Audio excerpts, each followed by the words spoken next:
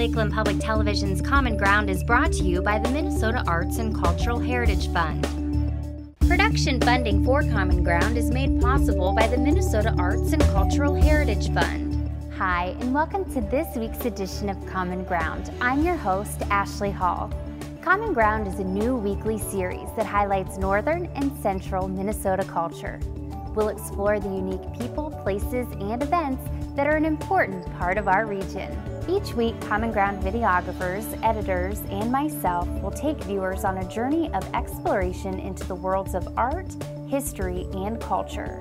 This week, we'll introduce you to Mika Northbird from Cass Lake, who demonstrates Native American beading techniques. Duane Shoup creates rustic furniture from the forest surrounding his wood shop in Shevlin. And catch a glimpse of Crow Wing County history as we take a visit to the Crow Wing County Historical Society Museum and Library.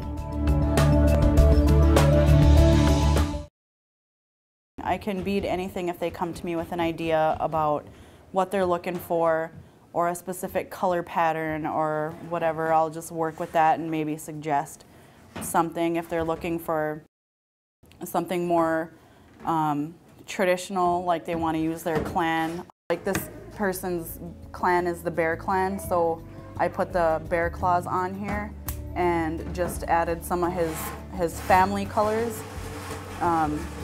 Red is sort of a sacred color, so I just kind of like add stuff just to make it more sparkly. So when he comes, he doesn't know that I'm putting these on there, the rhinestones, and those are fairly new. They didn't really use that kind of thing a long time ago. No one thought to do it, and then once they see, maybe a few people seen it on one person's outfit, they went ahead and said, "Oh, let me find some of those. Where'd you get those?" And a lot of things are shared too between families. When I learned, I didn't actually do it, just pick it up one day and start. I actually learned by watching my grandma do it. And then after she went away, she handed all of her stuff down to me, and then I just looked at some of the stuff that she'd done and went for it. You just can't be scared. Can't be scared to try. And then eventually you get really good, and then people start wanting to buy it. I wanted to follow in what my grandma had left me. I thought it was important that I carried on what she did because she just was awesome at it. She did it for pleasure. She did it because it made her happy to see other people have some of her stuff. She could walk around town or go to a powwow and see a purse that she'd made. Someone proudly going, "Look at my purse," or that sort of thing. So it was important to me to keep that going because now I've taught my daughters, and I'll be teaching my youngest when she gets older too. Nowadays it's more contemporary. People will ask for things that they just more or less like. I really like purple. I want whatever the design is, can you make sure I have a purple background? Or my daughter really likes butterflies, so I've made that in keeping with some of the Ojibwe styles by adding Ojibwe floral, but a contemporary butterfly with a lot of different colors, a lot of rhinestones, really kind of not outrageous, but further out than what you would expect on an Ojibwe styled outfit. It's pretty open. I mean, some people would prefer it being left alone, but that's more reserved for the dance. And there's a little bit of controversy about staying old school. Well, old style jingle is very, I don't want to say plain, but very reserved, very just done a certain way. And new style contemporary jingle dress dancers, they're really out there with their outfits and more, bigger, better, more, colorful, extra, applique dresses, that sort of thing. People just prefer one or the other, but it's really fun to watch. And that's where I come in because I'll make all the beadwork that they ask for. My daughter's contemporary, so she does have the whole thing. Leggings, moccasins, long peyote stitch ropes, big fluffy plumes, hair accessories, the whole thing. And she likes it. This is one of her leggings, and when it comes around, it wraps around, so that's what you see in the back, is her back of her leg. And then in the front, and like I said, this is pretty well worn. She's still pretty young, so she still puts a good beading on her outfits, and then that's pretty much the gist of it in how it looks in the front. And then of course when you put that on top of there, it matches up. It matches up on the bottoms. This one here actually is because my husband is of the Eagle clan, and he has a real strong personality, and it fits him well. It fits him, and the colors are just more or less because that's what I see in him, and that's with a lot of my work. If I see somebody who, to me, looks real soft, then I'll add a lot of soft colors in there. I'll add a lot of pretty things in there. And this is actually my grandmother's work. Real flat, real soft, I guess. And she took a lot of time on that, and that's the only thing I have left really of her beadwork besides another one outfit. When I'm working on outfits, if I'm working on it for a long period of time, I'll have 2 outfits going, and that's kind of where this comes in, where it's partially made, because I'll switch from this one to a different one if I start getting tired of looking at it. This goes to the outfit that my grandmother made, so it's been in my family for a while, and it's pretty well worn, and it'll stay in my family. So by the time it gets down to my daughter, I'll have adjusted it and added to it like I did here. These are my grandmother's. Well, this is what my grandmother did, and I went ahead and added the background to it and added more color to it so that it sticks out. And she was so awesome at a lot of the stuff that she did. So when she did these, she was able to add the fringe on there and the leather. So by the time it gets down to my daughter, I'll have added the background and maybe made her some new leggings to go with it. And she did a lot of this stuff that's on material. I'm not that good yet. Like all the stuff that you see the material under, she did these. This is all her work. And it was really, I was so touched when I got this outfit because it was pretty much one of the very last things that she worked on. So for me to have it and to have my daughter wear it is just, it's just something else altogether. It's like my grandma's with me and her. So when she puts this on, she's dancing with my grandmother and my grandma's watching. That makes me happy, makes me very happy. And that goes with a lot of people. A lot of things get passed down, so where they go out there and they're dancing and their stuff looks really old or well worn, it's because it's probably been passed down from grandmother to daughter, and they take a lot of pride in wearing that as well. They should.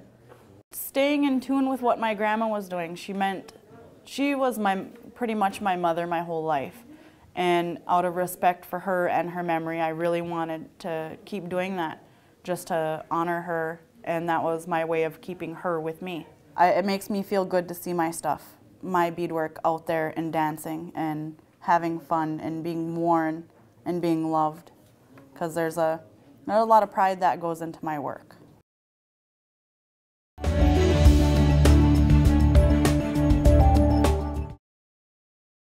Well, I'm Duane Shoup, and I do furniture and custom woodworking. For a lot of my furniture, I like to get the bark peeled off because I give people different looks. Bark on, bark off. So this would be the basic way that I get the bark off. I've been doing rustic custom woodwork for a little over 20 years. My dad was a carpenter. My grandfather was a carpenter. I always liked being in the woods and had just a love of wood, and I moved from the Chicago area into northern Minnesota, and I'm living in the woods, and I had to do something to pay the bills. So I started playing around with making some rustic furniture. Today we're gonna make a rustic end table. It's gonna be a red oak and maple legs with the bark on.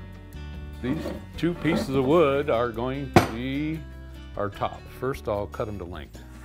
I like making this furniture because probably being my own boss and just being able to do my own thing and have the creative freedom to, you know, cruise around in the woods and gather some raw material and actually bring it to my shop and make something out of something that basically has no value. I'm probably right into the green thing before anybody else ever was, because a lot of my product is made out of raw material that just goes to waste in this part of the country. How long have I been doing this? Well, since about 1987. I think is when I first really got started doing furniture, but I did some, I actually did some bentwood pieces back in the mid-70s. I had a Mother Earth News that had a little article in there how to make a bentwood willow chair. And I managed to follow those directions and put one together that looked pretty good. So that's kind of was my first experience making furniture. And I made a few pieces and I didn't really go anywhere with it until I moved to Minnesota some years later. I got a nice little curve that'll have that curve going out a little bit. Give our table a little character. This is just a wood-rich country, and it, I think that the North Woods atmosphere living here kind of was an inspiration to me too. With all this trees and lumber around here, it's like an inexhaustible supply of raw material. That and the fact there's a lot of stuff around here that's just waste as far as the logging industry around here. You know, they run over a lot of stuff that I could use and make furniture out of, so I've incorporated a lot of that kind of stuff into my product. The next thing I'm gonna do is I'm gonna put a little bevel on this sharp edge of my pieces. And the way I'm gonna do that is just with some Mika grinder with a coarse disc on it. I think I continuously try to challenge myself to make new pieces, new high-end pieces out of very, you know, like walnut and cherry, hard maple. I'm always challenging myself to do better, to do some awesome stuff. Well, some of the favorite things I'm doing now is some of the heavier slab work where I'm using wide pieces of slabs that come out of pretty good sized trees that have the natural edge on them.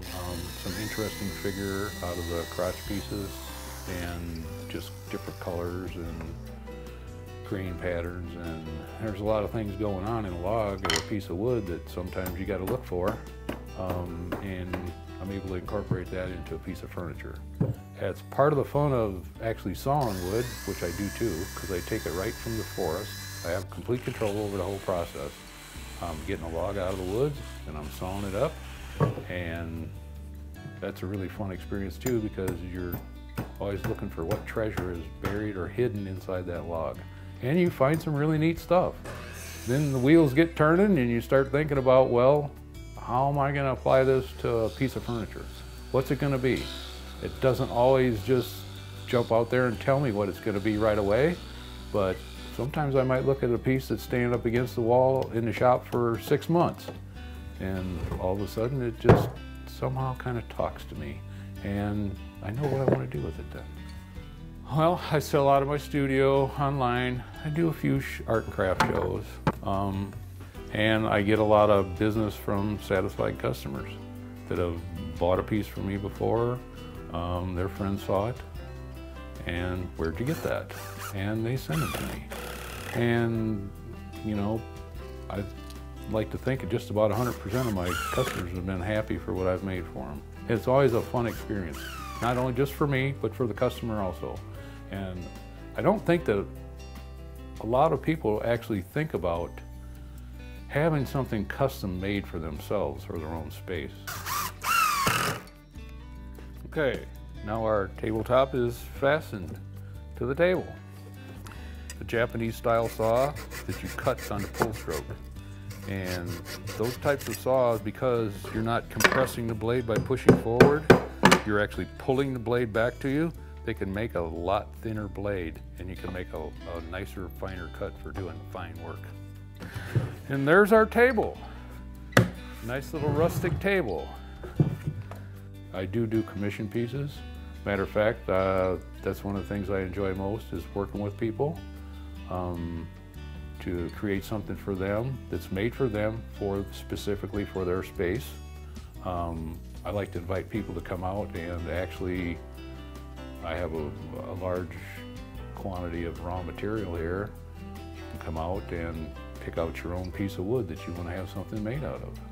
And in the end product that you get for yourself is, it's special for you. I made it for you. This, you know, but I'm just talking about my passion in life. It's just kind of, you know, it's what I live every day. And what I've created my own, you know, place here, and my own business and my own product, and I've kind of created my own little world here. It's kind of my version of the simple life, living in the country, doing your own thing, being your own boss.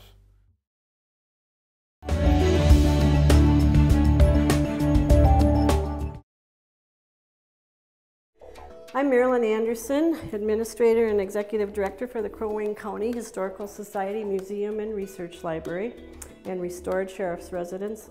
Our building is on the National Register of Historic Places, and we have a wonderful county museum and a research library open to the public, and the Sheriff's Residence, which was connected directly to the jail in the same building where the sheriffs lived with their families for the most part. And it's a beautifully restored building. It's all restored to early 1900s with lots of county artifacts and furniture that's been donated. This house was very modern for its day in 1917 when it was built. It had electricity, central heat, and gas heat, and hot and cold running water, which was kind of not the norm. And it is a beautiful home.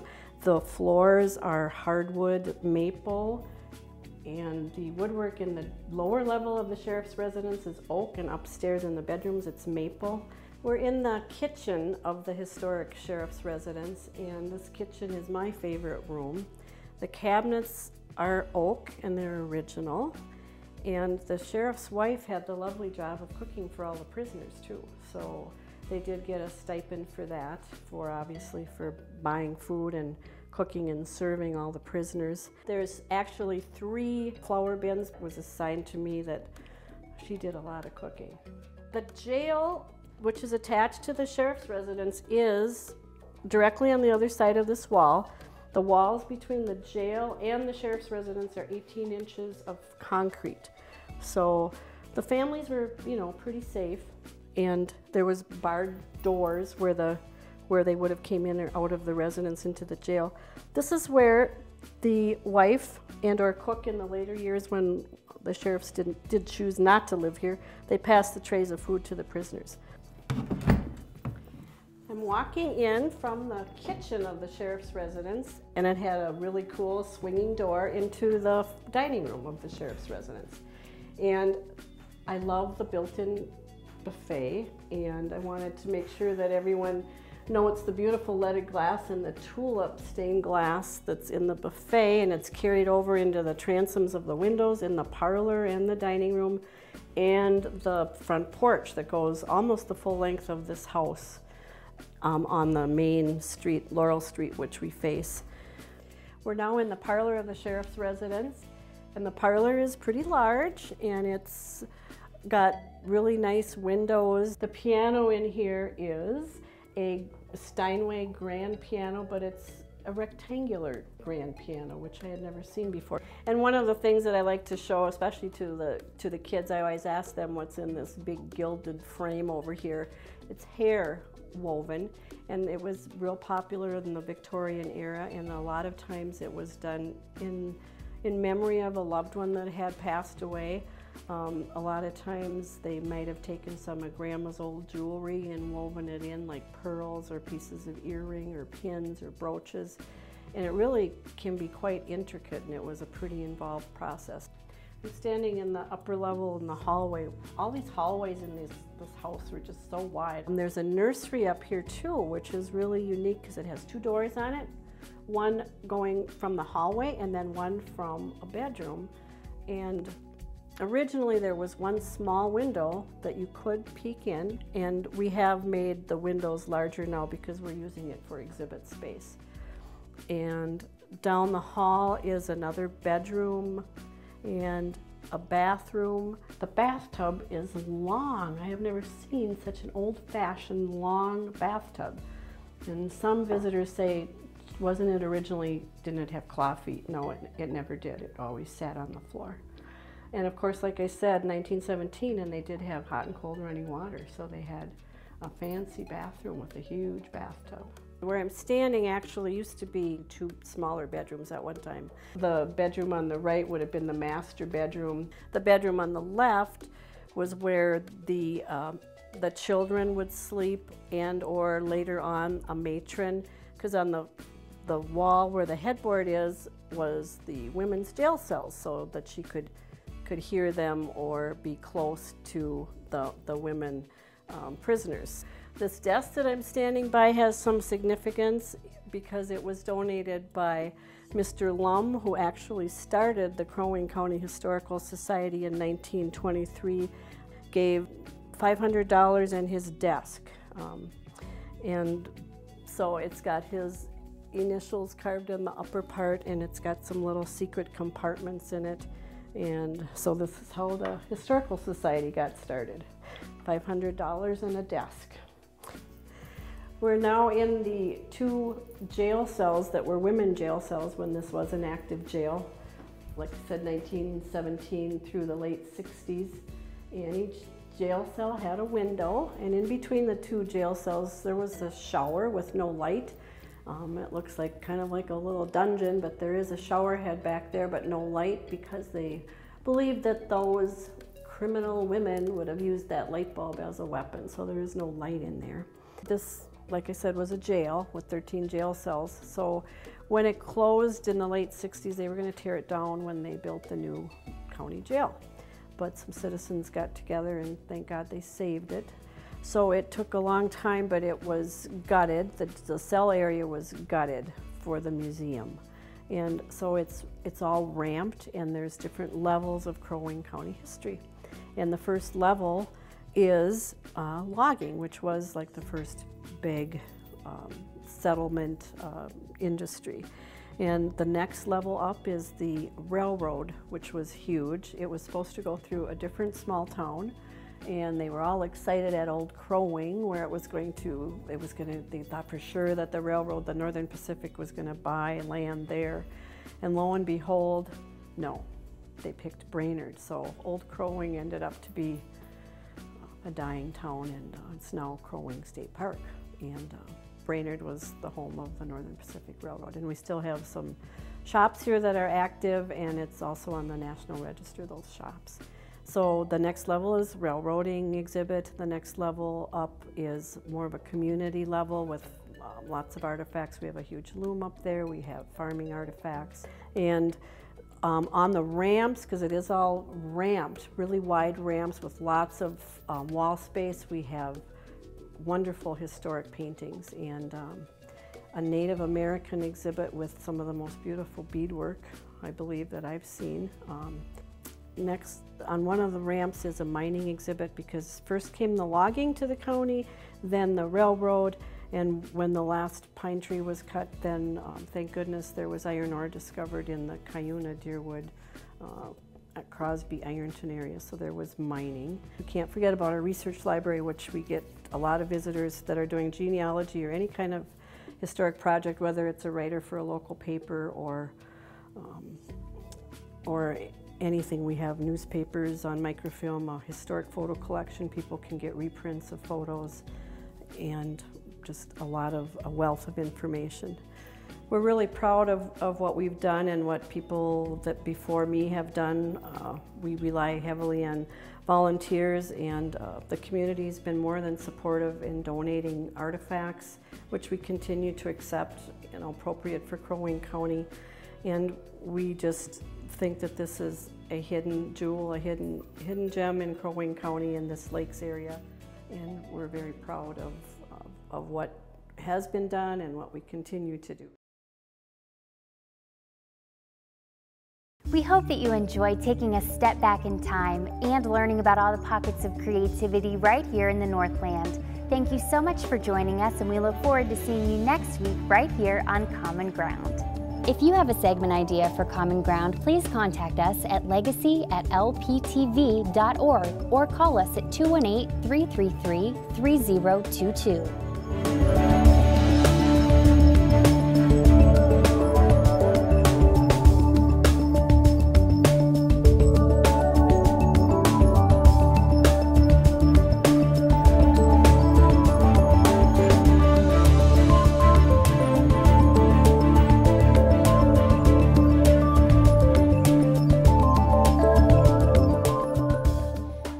Individual segments or copies of Common Ground, please call 218-333-3020. Production funding for Common Ground is made possible by the Minnesota Arts and Cultural Heritage Fund. If you enjoyed this segment of Lakeland Public Television's Common Ground, consider making a contribution at lptv.org.